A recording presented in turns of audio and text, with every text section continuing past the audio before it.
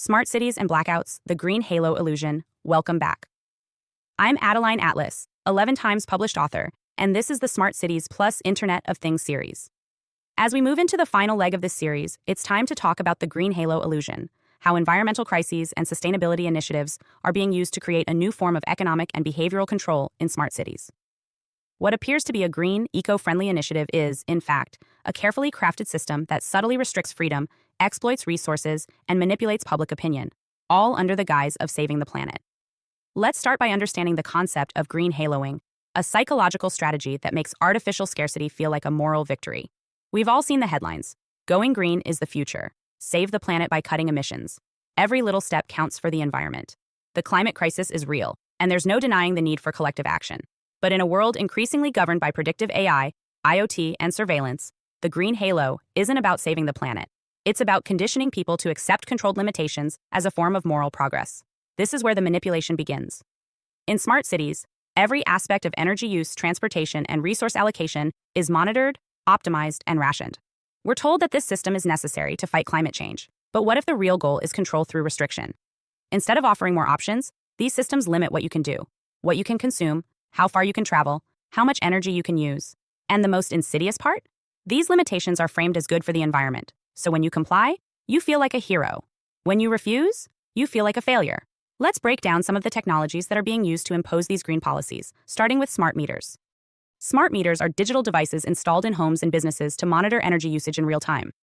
On the surface, this seems harmless. It promises greater energy efficiency and better resource management.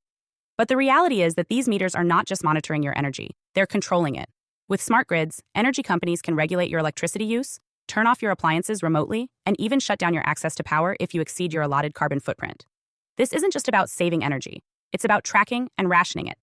Smart grids allow for dynamic pricing, meaning the cost of your electricity can change, depending on demand, time of day, and even your compliance with green regulations. If you use more energy during peak times, you pay more, or worse, your supply could be cut off altogether. In an environment where every action is tracked and scored, the ability to control your energy use remotely means that you no longer have control over your own power. What about green power shutdowns? In some cities, rolling blackouts are being justified under the pretext of reducing carbon emissions. Climate-triggered power restrictions are sold as moral victories. After all, we're doing this for the planet, right? But as smart meters and green policies are pushed through, we begin to see a pattern. Artificial scarcity is being used to impose more control over human behavior. When the government or utility companies control access to power, they control access to life's most basic needs. Imagine this. You live in a city where climate-related power restrictions become a regular occurrence. Rolling blackouts are introduced under the guise of reducing carbon emissions, and these limitations are presented as green initiatives. But behind this so-called progress is a digital manipulation of resources. Every time you flip a switch, every time you use a light, every time you heat your home or cool your space, you're watched. Your energy usage is logged and compared to other users. If your consumption exceeds what's acceptable, you are penalized, perhaps by paying higher rates, or maybe by losing power altogether. The power grids are smart, all right? They're smart enough to shut you down when you're deemed too wasteful, too excessive, too unsustainable. But who decides what's too much? Who decides when your energy use is unacceptable? That's where the problem begins. Now consider carbon-based financial systems that track not just your energy usage, but also your carbon footprint, how much CO2 you emit through your lifestyle choices. In places like Sweden, carbon credit cards are being used to monitor individuals' emissions. If your carbon emissions exceed your monthly limit, your credit card is frozen. You can't make purchases, pay bills, or even leave your district. This is how behavioral control is being disguised as sustainability. It sounds far-fetched, but it's happening. And once these carbon tracking systems become the norm, you will be forced to conform. Not just for the planet's sake, but for social compliance. Because the carbon credit card won't just track your environmental choices, it will track your social behavior. If your choices go against the system's ideal, your life will become increasingly restricted. Your mobility will be limited. Your access to resources will be gated. And you will be forced to conform, whether you like it or not.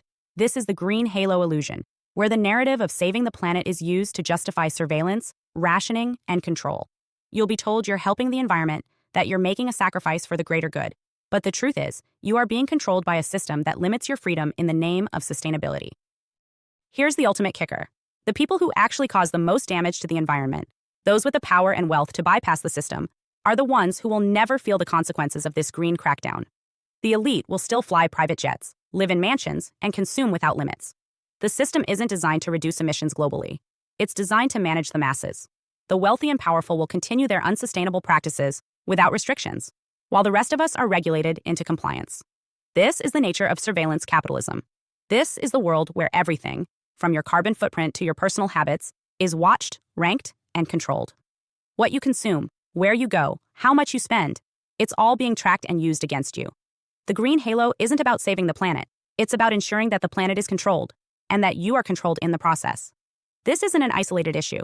It's part of a larger agenda, one that's slowly unfolding through seemingly innocuous green initiatives. Once the infrastructure is in place, it won't be about saving the planet. It will be about ensuring compliance. Compliance to an ideal of sustainability that is not built for your benefit. It's built to reduce the masses to obedience. What's sustainable for the Earth is, in effect, a controlled society where only the compliant have access to resources. So the next time someone tells you that these new eco-policies are good for the environment, ask yourself, who defines the environment? And who exactly is it benefiting? Because when carbon becomes currency and sustainability becomes a mandate, it's not the environment that's being protected. It's the system of control. Hi, I am Adeline Atlas, 11 times published author, and SOS, School of Soul has a brand new series, the AI and Future Technology series. Look, you know the world is changing. And no, it's not going back to normal. Normal is over, and what's coming next is beyond anything we were prepared for. The School of Soul, AI and Future Technology series includes 319 videos on 1. The Download Society, How Data Has Replaced Destiny. 2. Predictive Future. Your next moves aren't random, they're forecasted. 3. Social Credit Systems. The behavioral economy now governs access. 4. Hive Mind. Synthetic telepathy and collective algorithmic control. 5. Nanobots inside you. Medical, military, and programmable intrusions. 6. Grief Tech. AI-fueled digital resurrection and simulated comfort. 7. Uploading your mind, consciousness transfer, and data-based identity. 8. Deep fakes plus AI clones. The replication of reality and identity theft. 9. Quantum humans. The merger of biology with quantum systems. 10. Digital afterlife, where your data goes when you die. 11. Resurrection science, reviving life through synthetic methods. 12. Immortal science, the end of death as we know it. 13. Longevity science, gene editing, anti-aging, and bio-upgrades. 14. Designer babies, engineered perfection before birth. 15. Artificial wombs, birth decoupled from the female body. 16. 3D printing, printing organs, limbs, and even humans. 17. The humanoid era, the rise of synthetic beings among us. 18. Legacy humans, the slow phase-out of unmodified analog people. 19. Smart cities, algorithmic environments that watch and decide. 20. Cloud-based societies, citizenship without borders or bodies. 21. Hackable humans, emotion, memory, and behavior under code. 22. Biometric scanning, your body is your password and your prison. 23. Sex tech, intimacy reprogrammed by machines. 24. Extinction of gender, fluidity, deletion, and design of identity. Every topic is fully explored with real-world technologies, patents, case studies, ethical analysis, and future forecasts. These aren't someday discussions. This is already happening.